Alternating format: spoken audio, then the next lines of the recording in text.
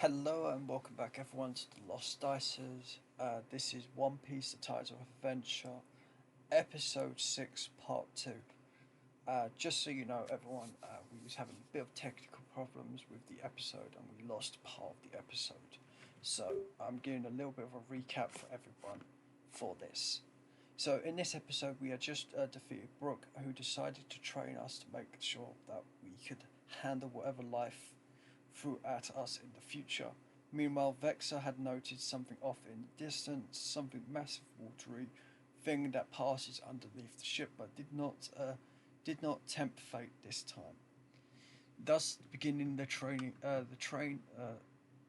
begin to train most of the crew. During this time, Diode had other plans as he had eaten the Roanomi Roanomi model Saurosaurus that Vexor had acquired earlier and received training from the Straw Hat pet Rex the bear, as he had an ancient fruit as well. So while Vexor learnt how to make his haki react to simultaneously, Swartz learned how to prove her singing, and Luca learned how to enhance his swordsmanship with water, but none other than the son of the sea himself, Jimby. Swartz avoided him like the plague for some reason that would be revealed later. Meanwhile, Biscuit had some training with Rex as well, trying to learn how to fight without using her sight by being blindfolded, otherwise known as observation haki. It didn't go so well, however things would have changed for the worse when Brooke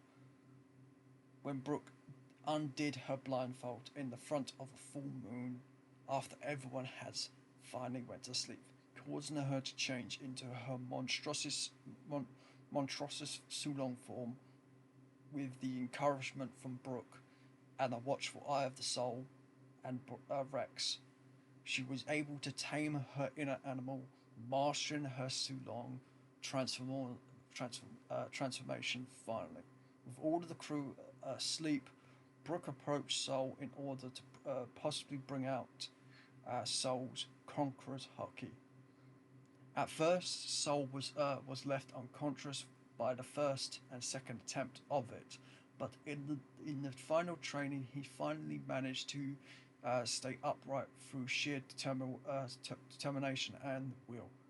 A nearby diode wasn't as lucky, as the cyborg was heading up the stairs towards the exit to talk to the bear during the night, not knowing that Brooke was teaching him, and fell unconscious because Brooke hadn't expected anyone else other than Soul and himself to be awake.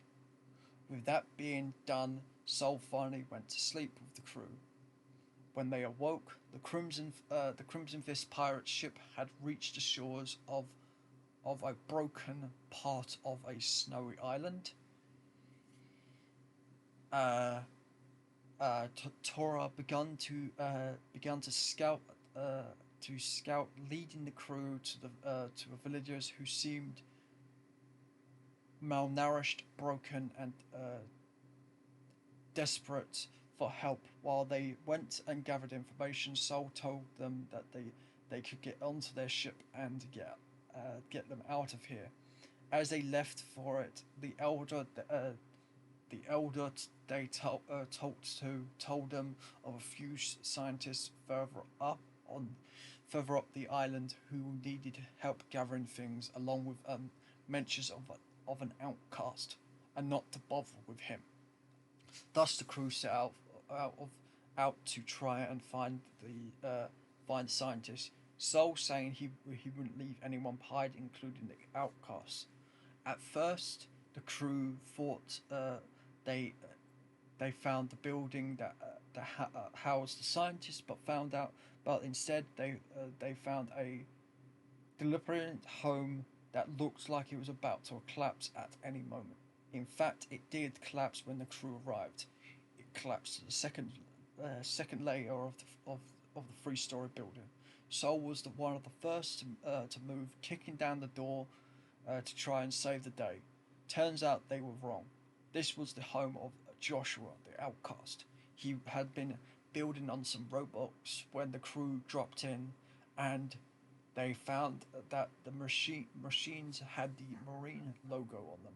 An enraged Soul politely asked what the heck he was doing with Marine tech, to which a Marine hater said, which was Joshua said it was remnants of Marine tech that was left on the island, and they did not have much time left, as in 2 hours the whole island would sink, would be sunk.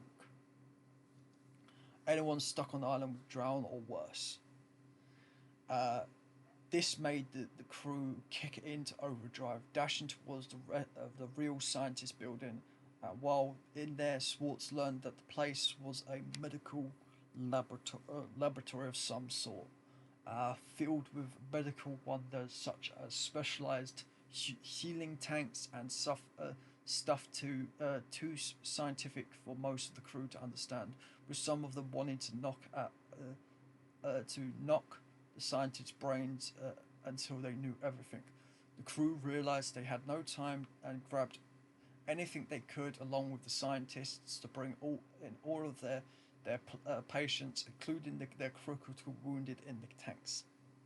They managed to save everyone just as the water began to rise on the island, and Tora managed to save everyone with her quick thinking and superior powers behind the wheel, and an almighty explosion rocked the area as the remnants of the island finally started sinking into murky depths.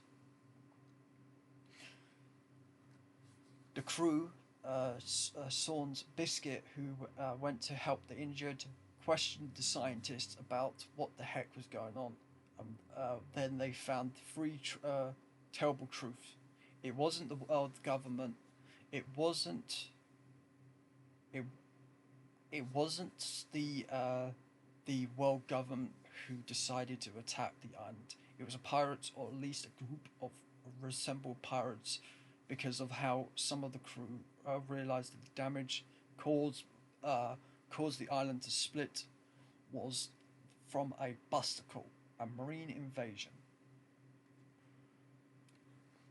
It was the original place of what happened to Frankie, for what happened to Frankie becoming a cyborg.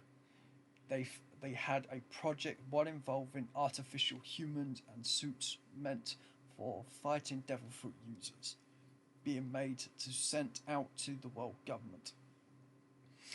The crew seemed to be shocked by these revolutions, but Sol approached Joshua, saying that if he truly hated the world government, he would join them. However, the unintentional fourth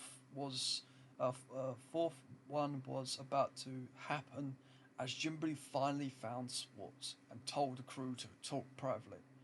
When the crew gathered, Jimby revealed what was so special about Swartz. She was the missing Merfolk princess of.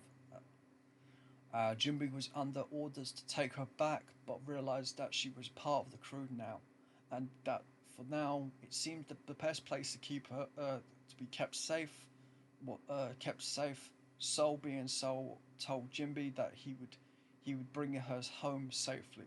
Thus, Jimby gave the crew a few items before departing.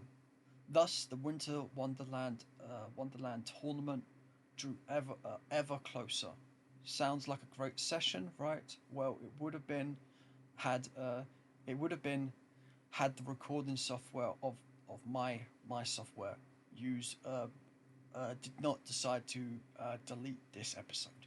So I thought you guys would deserve this recap, and here you go. Hope you enjoyed. This is episode 6, part 2.